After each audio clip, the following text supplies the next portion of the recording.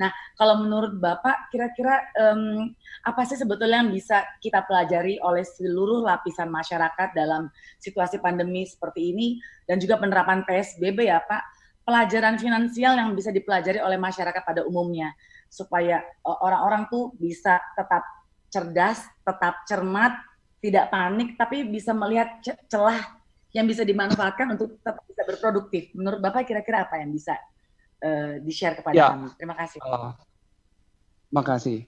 Ini sama kepada diri saya sendiri juga, bahwa saya melihat bahwa this is satu kesempatan untuk melakukan investasi ke depan. Karena saya melihat bahwa asal kita tidak takut dan kita bisa tahu bahwa ekonomi itu akan membaik di tahun 2021, maka opportunity untuk melakukan investasi menjadi besar.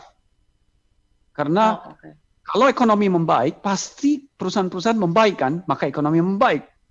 Ya. Nah, ini akan kita lihat di tahun 2021 is good opportunity untuk melakukan investasi sebelum itu terjadi, karena harus sebelum terjadi sebab kalau kita investasi setelah itu terjadi udah telat, udah reflect harga-harganya, ya. Jadi itu merupakan satu kesempatan, dan ini bagi saya pun saya melihat wah ini menjadi satu kesempatan buat saya untuk melakukan investasi. Bahkan anak saya masih kuliah, dia telepon saya dan saya mau investasi uang saya, dan silahkan. Kalau punya uang mulai melakukan investasi, ya kan, dan tergantung dari kita mau investasi untuk berapa lama dan kemana kita harus investasikan dan bagaimana kita kelola dengan baik. Dan itu merupakan hal yang menjadi sangat penting. Dan harus juga kita tahu bahwa di dalam kita kerja working from home, kita bukan hanya save kita punya waktu karena travel. Kita tahu sendiri di Jakarta kalau kita travel dari Cibubur misalnya kita bisa 2 jam, pulang pergi 4 jam, buang waktu.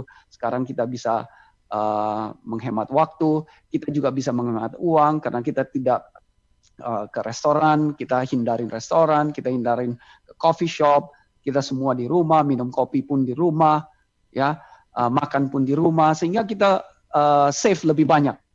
Dan uang yang kita save ini menjadi opportunity bagi kita untuk melakukan investasi, ya kan? Dan kita mempunyai saving rate yang lebih baik dibandingkan dengan sebelumnya. Karena kalau dulu sebelumnya mau pergi ke kantor harus buru-buru, sehingga breakfast di luar, keluar lagi uang, ngopi di luar, keluar lagi uang, pulang macet, lebih baik singgah di coffee shop, keluar lagi uang. Sekarang nggak perlu lakuin, semua di rumah, bisa kita save, ya. Dan itu pun kita bisa melakukan investasi dengan uang yang kita save.